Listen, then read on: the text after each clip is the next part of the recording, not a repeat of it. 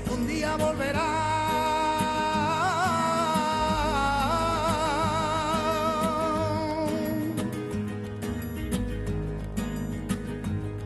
Triste pena, ya déjalo ya.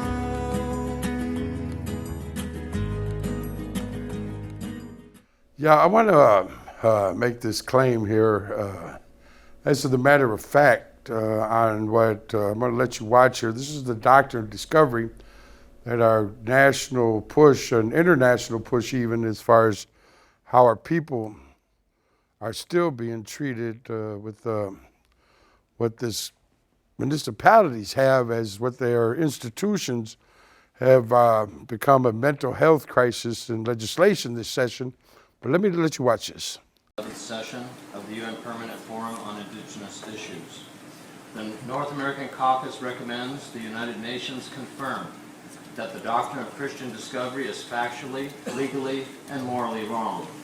This is partly based on the preamble of the UN Declaration on the Rights of Indigenous Peoples, which states in part that all doctrines, policies, and practices based on or advocating superiority of peoples or individuals on the basis of national origin or racial, religious, ethnic, or cultural differences are racist, scientifically false, legally invalid, morally condemnable, and socially unjust. The North American Caucus calls upon the United Nations to declare that the doctrine of discovery is illegal and cannot be relied upon by state governments in lawmaking, policy development, or in litigation.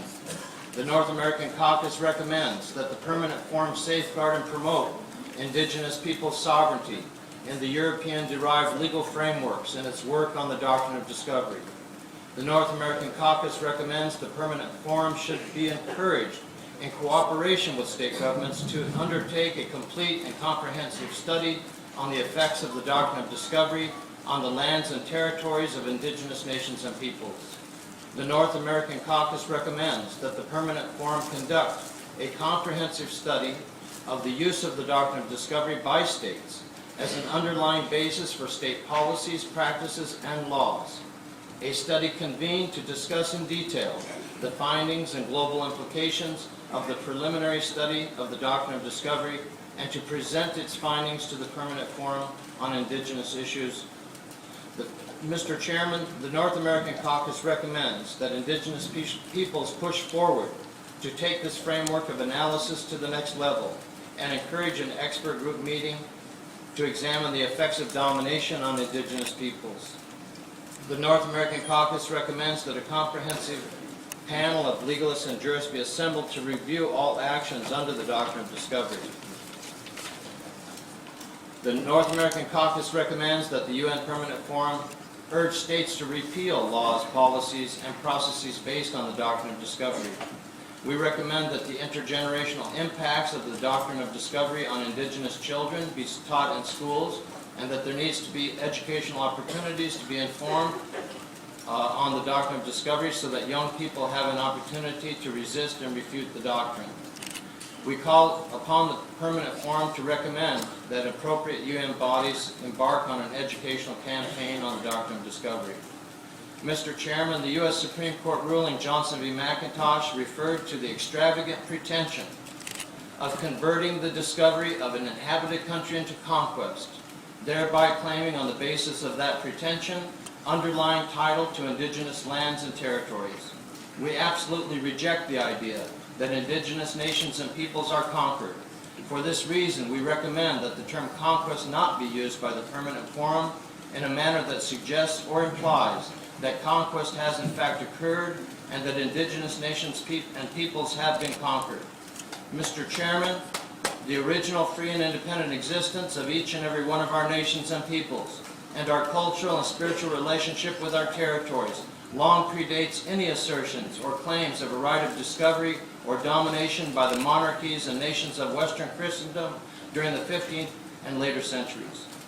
Our original free existence is the source of the sacred birthright bequeathed to us by our ancestors, traced to the beginning of time. Our sacred relationship with Mother Earth and the sacred laws of each of our nations and peoples is the basis for our declaration that we shall forever be rightfully free of any and all assertions or claims of dominance by states that trace their political heritage to a long succession of empires from Europe. The following quote from the Inter Cetera Papal Bull of 1493 unequivocally expresses this structure of domination and subordination. Sub dominio actuali temporali aliquorum dominorum Christianorum constitute non sint, and refers to lands that had at no time been under the actual temporal domination of any Christian dominator. Evidence of this connection in the Canadian context is found in the ruling Delgamuth versus British Columbia from 1997, which is regarded as the leading decision of the Supreme Court of Canada, where the court made its most definitive statement on the nature of Aboriginal title in the context of the assertion of British sovereignty and the assertion of Crown sovereignty. Our research reveals that Canada's assertion of sovereignty and Crown title is based on the doctrine of Christian discovery and domination, which is implemented through a policy negotiation framework and the comprehensive claims and self-government policies with the objective of extinguishing Aboriginal rights. Thank you, Mr. Chairman. And that being what we've said for over 500 years and what claim that I have here today with you on Senator Jane Nelson's doing Senate Bill 10, which is dealing with the mental health that came from even our first responders being killed, what we're having here on the west side there with the kids being killed, and what they're calling for gun violence, but not still saying what they're doing on controlling Indigent American Children, my case study in 2010, and even what they did to my son in 2009 on Father's Day when I had gone into the Cindy Taylor Cryer Juvenile Treatment Center and they had put him on a drug called Prozac. And that was the day I made the same promise that the governor's going to speak to you on. Let me let you listen to what he said. Today is a day of sad and perplexing irony. I had planned to spend a day in Dallas, remembering the officers who were killed this day last July in the shooting of officers in downtown Dallas. I was going to have a signing ceremony of a new law that makes today, July the 7th, Fallen Law Enforcement Officer Day in Texas. On a day that will forever commemorate fallen officers in Texas, we find ourselves at yet another service of a law enforcement officer lost in the line of duty. As Chief McManus recently noted, it is time to end the attacks on our law enforcement officers. It's time for Texans to unite in support of those who risk their lives to keep our communities safe. That was Officer Moreno, and I had brought to the city the Eagle Eye Stabilization Center on our proposal for our first responders to start dealing with this mental health crisis, or even these zombies that are called.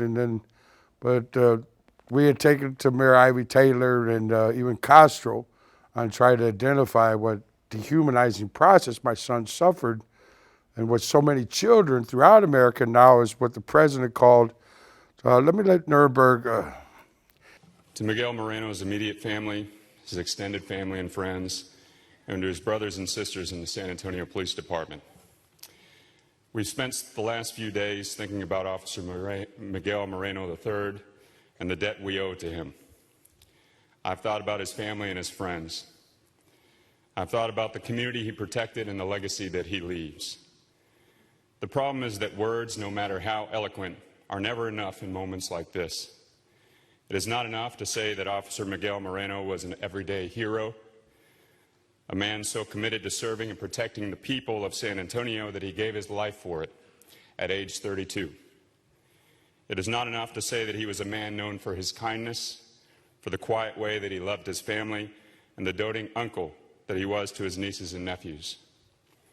It is not enough to say that he was homegrown, a proud graduate of Lanier High School who ranked 6th in his class, a proud West Sider who graduated from the University of Texas and came home, back to San Antonio to serve our community. Words can't match our emotions or the tragedy of Miguel's death because what happened was senseless. He was a young life cut short after 9 years on the police force making our community safer. 32 years old, 6th in his class, 9 years on the police force, 2 police officers doing their job, 1 pointless shooting. His death feels like an equation that doesn't add up. We have a Fox News alert. Overnight, a New York City police officer was assassinated just while sitting in her patrol car.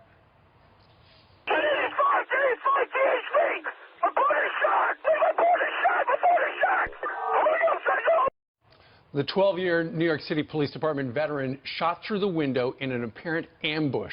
Police catching the killer a block away, shooting him dead after he pulled out a gun. San Antonio, Texas Police Chief William McManus just buried one of his own officers murdered last week, and he joins us right now from San Antonio. Chief, good morning to you. Good morning. Good morning. This is one of those things where, obviously, yesterday here in New York City, because of the great big fireworks display last night, you know, the police presence on every street corner throughout the area. Somebody walks up, puts one bullet into this poor woman's head. It's one of those things that's almost impossible to guard against.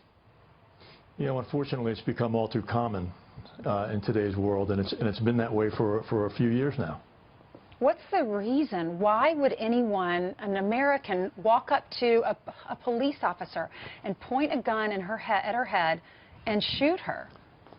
There is so much anti-police sentiment circulating in the country today, and it has been for the last few years, and it's just incredible. It's incredible, and there are people out there who not only condone it, but celebrate it, and that is, I don't understand that.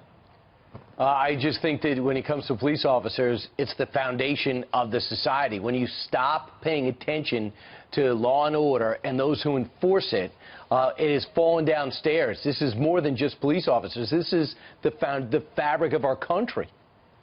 I would agree. And you know, our goal in law enforcement has always been to work with the community as partners to help solve and deter crime. And there are folks out there, the police haters, as I mentioned last week, the police haters who again, advocate and condone and celebrate violence against police.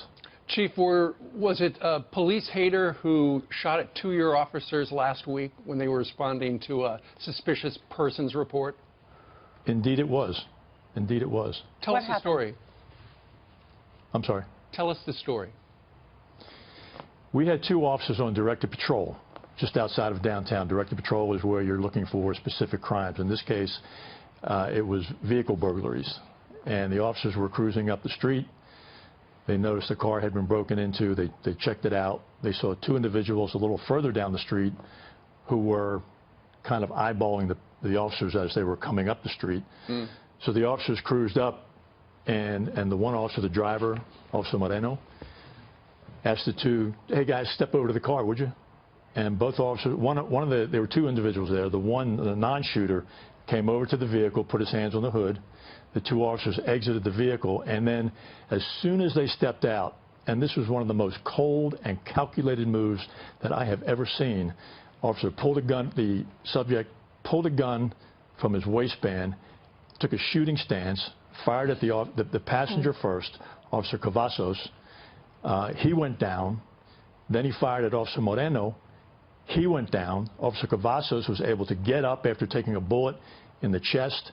He was able to get up, return fire, hit the suspect as he was running away, go around the front of the car, and drag Officer Moreno from the gutter to the front of the car to keep him out of the line of fire in the event any more shots were exchanged. Started CPR on him, trying to start first aid. Other citizens came to help. He could barely talk from the wound, and from there EMS showed up and it's all history from there. Oh my gosh. I know you said you watched the body camera footage. You said it was the worst attack, most unprovoked attack, assault that you have ever seen. Our thoughts and our prayers are with those families, Officer Cavazos and Officer Moreno. Thank you, Chief, for being with us. Thank you much. And we had brought him the ESP project. And this is when we had tried to meet with the chief as far as the mental health crisis. And we had said, you know, on Breaking the Code of Silence on YouTube, the chief, we're having a crisis here, but you're saying police brutality and you're not identifying the crisis as far as this mental health crisis that Senator Nelson has in the session. This is who I want you to call. This is her number, 512-463-0112, Senate Bill 10. Just ask them to stop putting indigent, single-parent mothers' children on psychotropics as to why we're losing our officers and our first responders are having to suffer what they're creating and steering away from instead of getting to the point of matter on what I told you when they built that mental health center. They gave them all that money to keep using these pills. The judge already ruled it was unconstitutional. We need to bring it to the forefront.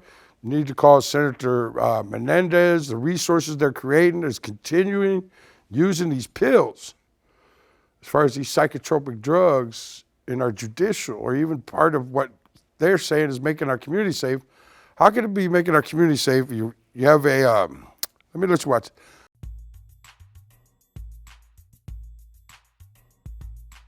The following message is from the Center for Healthcare Services, proudly serving law enforcement and first responders in our community. If you have an intoxicated person on your hands, bring them here. Do you have an emergency detention? Bring them here. Do you have an injured prisoner and needs medical attention?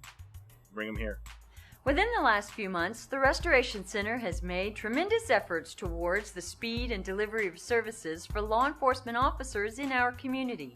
Hello, I'm Jeannie Paradise, Program Director for Acute Care Services. We've made a number of improvements towards assisting law enforcement officers with prisoners and people in crisis on an ED needing medical attention. Over 1,100 people per month are diverted and connected to quality care in an effort to reduce arrests and emergency room visits. Welcome to the Restoration Center. Our goal is to provide fast service delivery in order to take the individual AP, inebriate, or ED off your hands, or provide medical attention to your prisoner so you can get in and out and back into service quickly. The Restoration Center cannot take violent individuals. They don't have seclusion or restraints. The Restoration Center does not take juveniles. If the person is seriously injured or suspected of an overdose, you should go to the nearest emergency room. Honestly, if the person is that seriously injured, EMS needs to transport them to the ER. Just remember, the rumor about calling ahead is not true. But if you do have questions, call this number. If you're not familiar with the location, 601 North Rio is downtown, less than a mile from the MAG. The entrance is off Haven for Hope Way.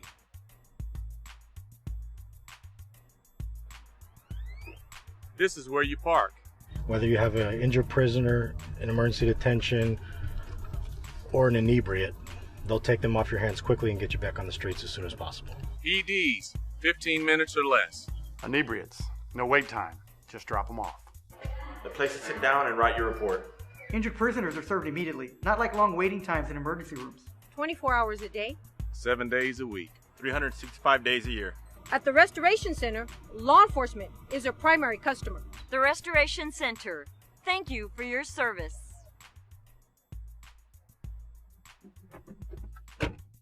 That was easy. Yeah, they have it all here.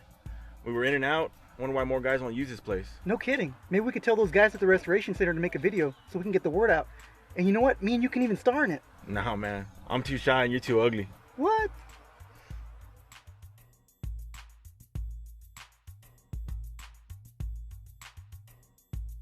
That was the Restorative Justice Center. Now they have plans as far as all the inmates in the jail that we're dealing with are creating the courts some kind of campuses, or what they're going to do with almost $300 or $400 million and put over where the state hospital used to be at. They're going to put a South Central Texas mental health court. That means our city is going to be filled with these people that they don't have a resource for.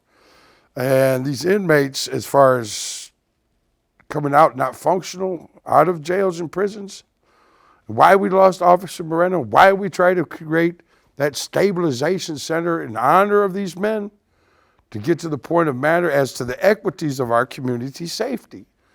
I've been here with the truth, and this is what my son suffered, why they have him in solitary, and treating him as to my advocacy work here on what's throughout the United States. It's not just San Antonio. We're in what the president says is a public health emergency. We need to declare a public health national state of emergency.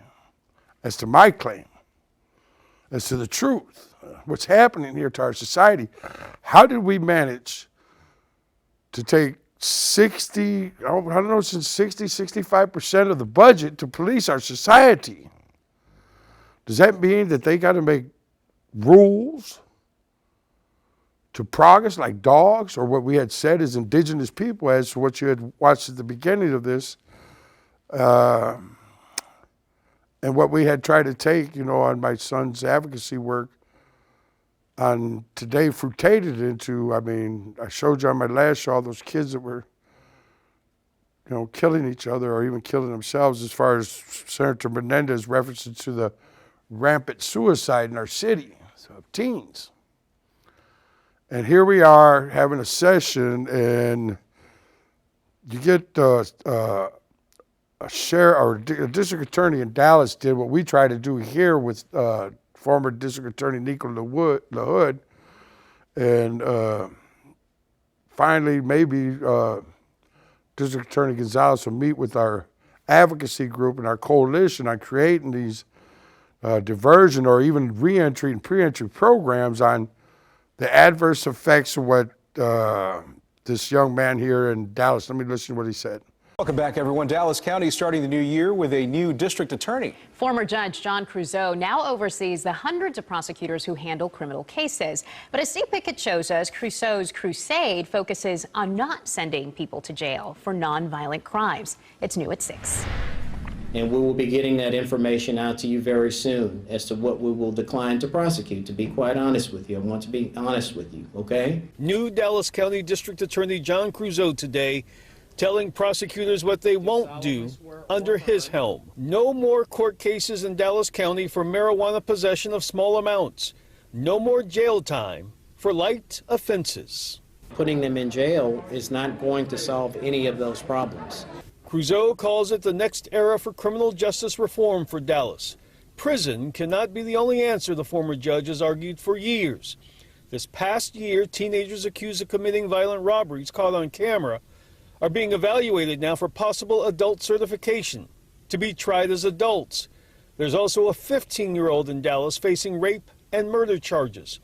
Creuzot today said kids committing specific violent crimes will be evaluated individually. If there's a death or some type of serious injury or threat of serious injury to one or more individuals. Creuzot has already stated publicly that the former Dallas police officer Amber Geiger should be charged with murder in the shooting death of her neighbor Botham Jean. He said violent acts will have consequences, but jail or even prison time for every unlawful act in Dallas County, those days, he says, disappear. We will still prosecute the violent criminals. We will still keep our focus on keeping the community safe. Steve Pickett, CBS 11 News.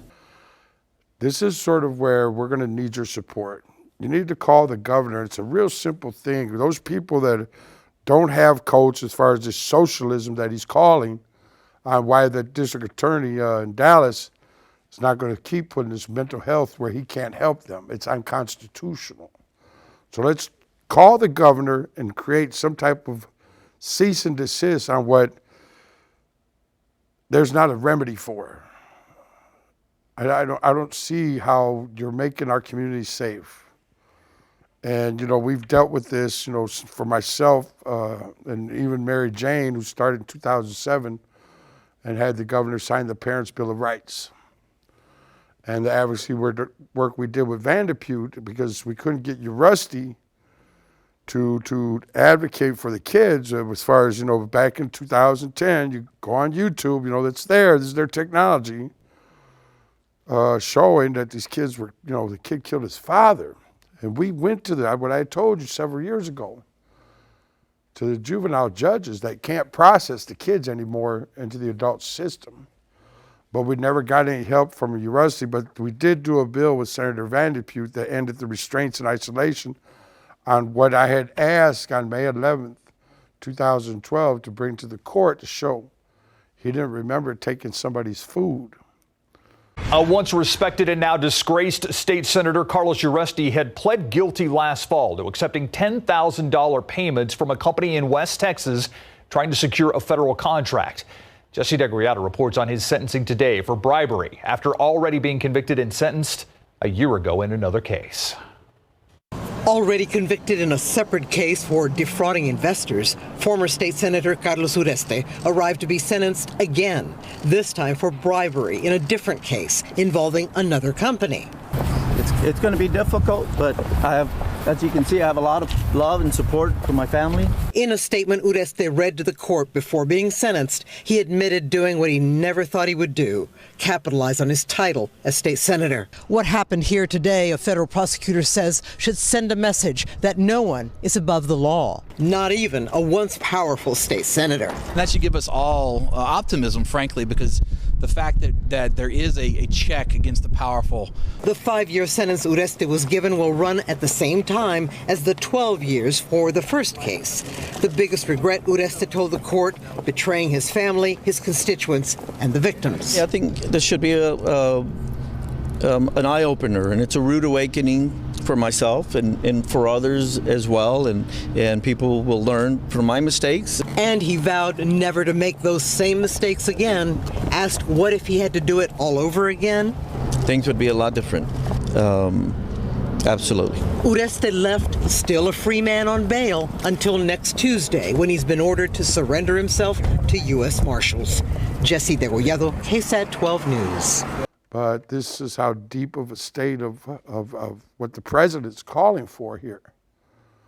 You know, I mean, we don't have a border issue. When we did the case study and we looked at what he's declared as far as the illicit drugs coming over, so let's just say the 500, I think it's 5 tons of illicit drugs from Mexico on the border doesn't compare to the amount of psychotropics given indigent American children. It's up in the 500 tons.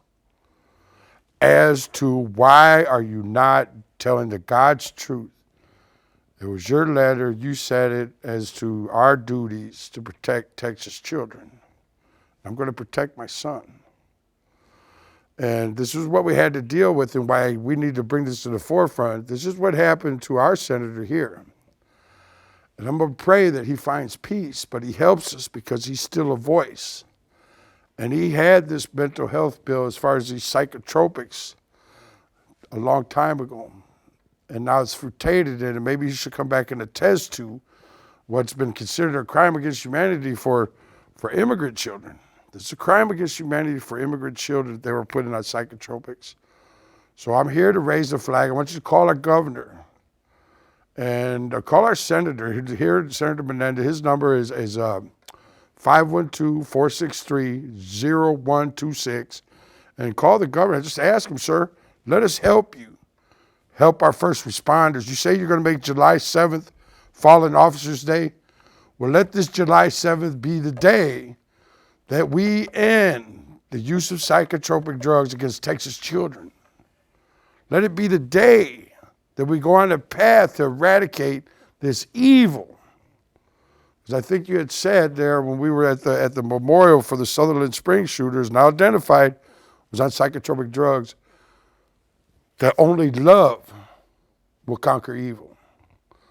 Well, I made a promise that Father's Day to wear this armor, and I'm going to eradicate this inhumane process that we've lived with for over 500 years needs to end today. So I ask you in prayer to join me, and please go online and share Be Best for Our Children's campaign. It's Be Best for Our Children's campaign. And pray for all the children and pray for my son, please. God bless.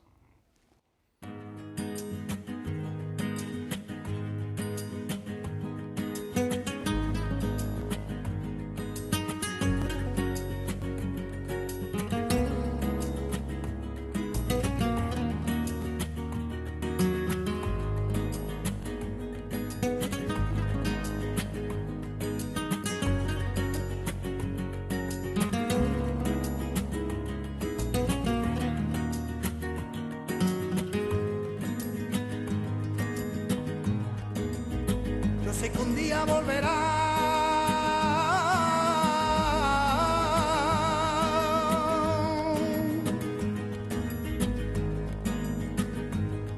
Triste pena